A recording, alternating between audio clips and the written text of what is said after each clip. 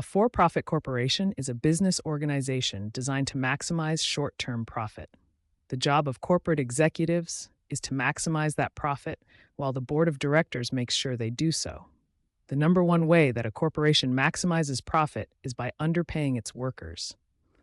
Workers create the profit, but don't receive it. The executives funnel that profit to investors and themselves. It goes without saying that the workers are not in charge. They are not allowed to make the business decisions in a given corporation. The executives make those decisions. There is no democracy in the workplace. This is the situation in any industry, including the war industry. What you know about corporate capture. Big business works hard to influence the U.S. government. Corporate capture happens when it succeeds. Massive corporations work together to influence the government's institutions and decision-making so that policy and regulation, or lack thereof, increase corporate profit instead of public well-being. You likely know about think tanks, lobbying, and legal bribery. A think tank issues information favorable to those who fund it. Corporations and the super-rich fund think tanks, which create and inflate threats and justify the broad deployment of U.S. troops and sky-high military and intel budgets. Corporations and the super-rich hire lobbyists to swarm U.S. Congress and the Pentagon. Lobbyists even draft legislation, which they hand over to politicians. Corporations and the super-rich fund the two political parties and individual candidates. Once in office, elected officials pass laws favorable to these big business interests.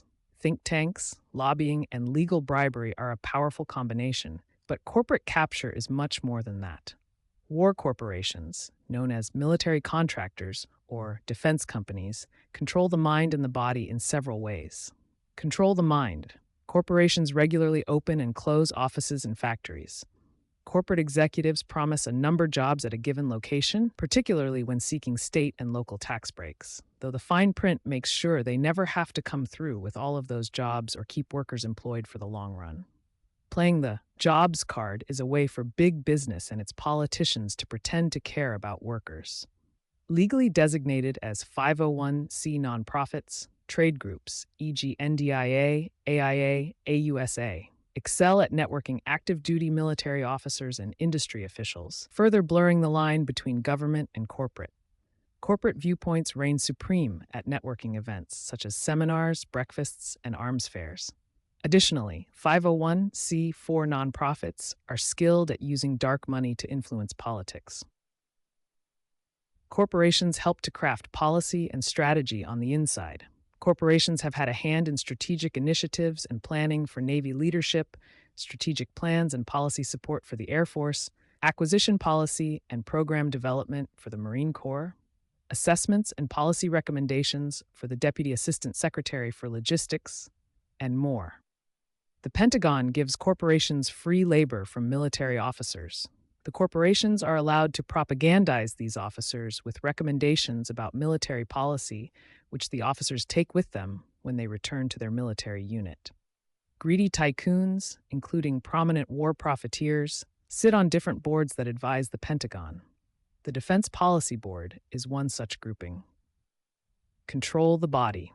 The U.S. military doesn't move, bomb, or communicate without corporations. In fact, it doesn't do anything without corporate goods and services. From the largest aircraft carrier, itself a platform for innumerable goods and services, to the smallest microchip. Comprising the militant body, corporations gobble up more than half of the military budget. There still are uniformed troops, soldiers, sailors, airmen, Marines, and guardians, but they are merely users of corporate products, in the eyes of top executives. Corporate personnel are everywhere. These contractors even outnumber the troops in many military locations. The U.S. military isn't allowed to repair most of its own equipment. Corporations must do it.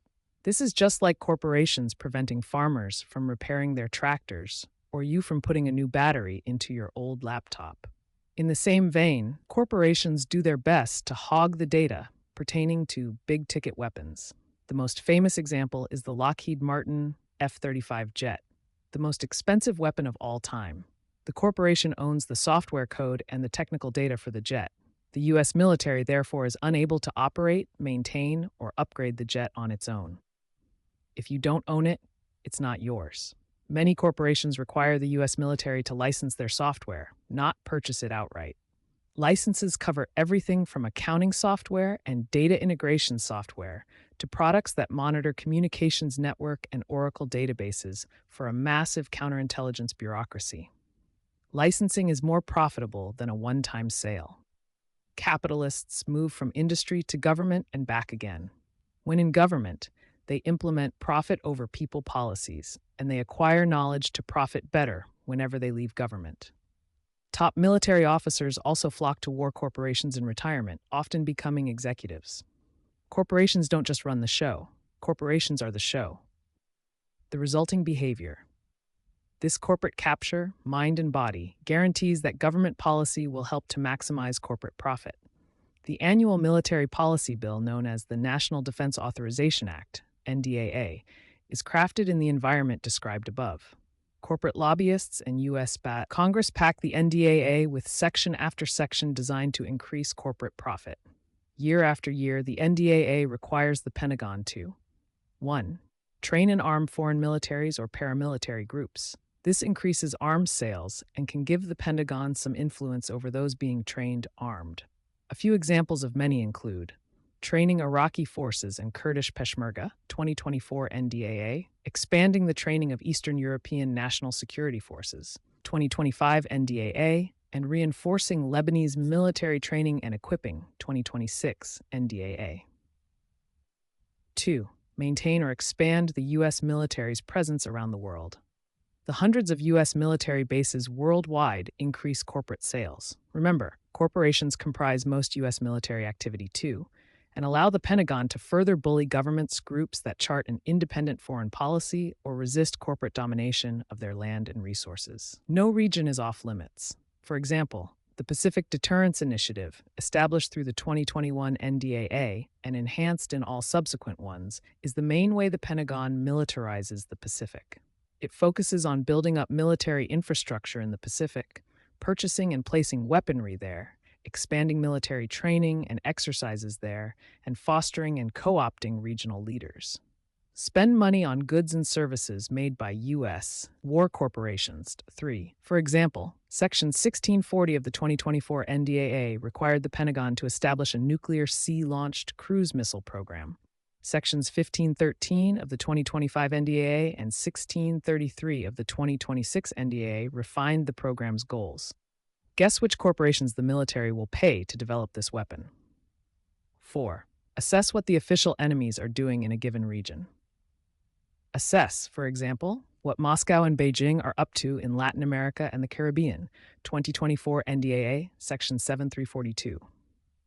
Devise a strategy for exposing and, as appropriate, countering China's malign activities, 2025 NDAA, Section 11254. Evaluate alleged fentanyl trafficking by the Chinese government, 2026 NDA, Section 8313, and plan to respond to China's global military bases, Section 83667. These are just a few examples. The assessments are then used to create fear and hype up such threats. Look out, country you're taught to fear is doing X, Y, and Z in region US-based capitalists want to dominate. Bigger budgets follow.